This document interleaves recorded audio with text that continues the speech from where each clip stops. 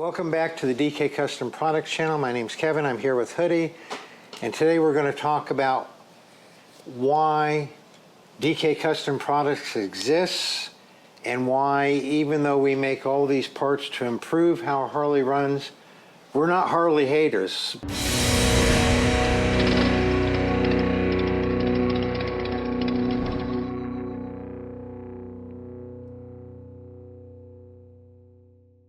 Before we get into this subject about why Harley makes the bikes the way that they do and why there are so many aftermarket companies making parts for Harleys, if you could please like, comment, and subscribe to the channel, we'd really appreciate it. It helps us out a lot. So what happens is, because we focus so much on making things better, it doesn't mean that we hate Harley or we're unhappy with Harley, or that we're Harley haters. We don't. We don't own Suzukis, Yamahas, Indians. We own Harleys. We like to ride Harleys. But we do always want to make things better. That doesn't mean that the Harleys are bad off the showroom floor. Although, you have seen our most popular t-shirt, right? Right on the back it says, "Stock bikes suck." Yeah. And we get people who go, "Oh, my bike is stock and I like it just the way it is." And then I ask them, "Your bike is bone stock, OEM. You've not done anything to it." "No, it's bone stock." I go, "Do you have the handlebars that came on it?" "Well, no, I did put a little bit taller bars on it." "Do you have the same grips?" "Oh, no, I like these other grips because they're more comfortable. I like the look on them." I say, I look at the air cleaner and they have a different medallion on the air cleaner, or they have this and that. So it's very rare that there is a bike that is completely bone stock out there. But you were sharing with me something that someone told you that sort of encapsulated this whole idea perfectly. Right. My mentor and a guy that I have much respect for named Brett DeKavic in Ohio, he's a dealer principal. He owns Queen City Harley-Davidson and Harley-Davidson of Washington, D.C. But he started off in a wash bay in a dealership in Cleveland and worked his way up, got involved in management. So he's seen both sides of the fence, both as corporate Harley-Davidson and as the dealer principal and what Harley does. And he said something to me that stuck with me when I was a young service advisor.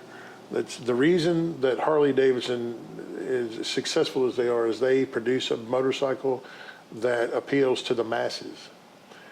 And even in its stock form, it's a kind of a blank palette for people to have their own input on how they like it.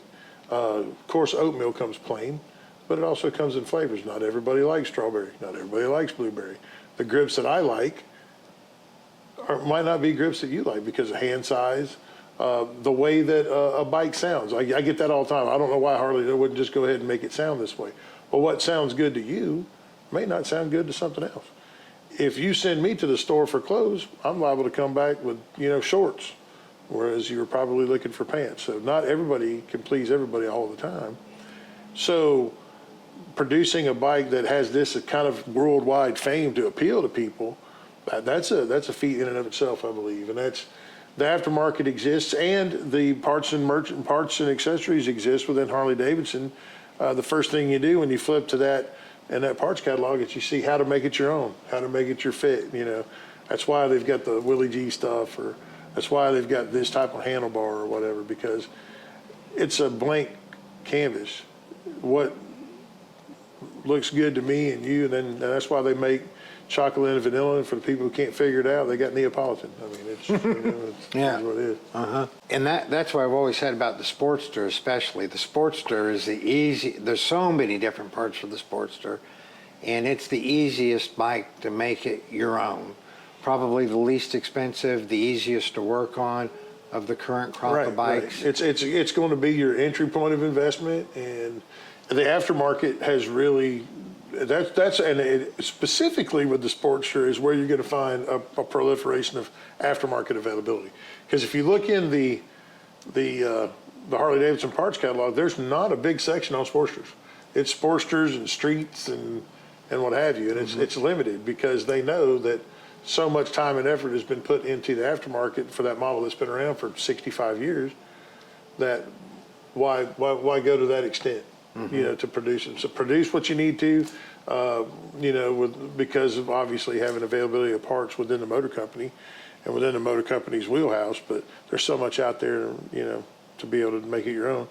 And the bike that you see the least in the service departments of any dealership is probably a Sportster.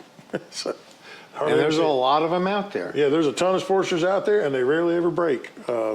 When they do, though, it's catastrophic usually. But Yeah, but catastrophic is $2,000 or $3,000 yeah, instead of 8 or 10, right? Exactly. Yeah. The what might be considered to be a mundane platform or what have you, with the exception of CVOs and things of that nature. And then those custom vehicle operations have another set of parameters that they have to adhere to as far as, EPA. The EPA doesn't just, crack down on particulate. Harley Davidson is limited to the amount of decibels the entire bike can make too. Right. So a big throaty sound is great, again, but if if it fails, it fails. The reason they make it the way they do is so that all these parts that people can, anything that you touch, if you think about it, anything that can be touched or a foot placed on, there's something for it to make it different. Right. Because that's where your sense comes from.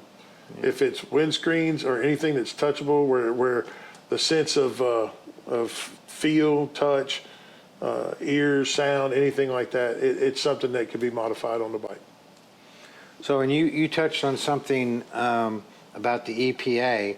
It's not just the exhaust. It's how much engine noise there is. That is correct. And the other big thing that contributes to noise is the intake. That's so why people it's boxed. wonder why Harley uses this hot box intake that's fully enclosed with just one little opening, and it's literally heating up the air before it goes in, which is bad for performance, but it quiets down that intake noise. Because when you put on a free-flowing air cleaner, you can hear it sucking that air in. Absolutely, and it's a sound mitigation device. Yeah. I mean that's just like baffles or anything else. So I think they've done an extremely good job of presenting something that is completely customizable and making it for those of us who really want to get invested in it, and something that's affordable. Cool. Well, thank you for sharing that with us. If you have any comments on this subject, leave them down below. You all ride safe out there.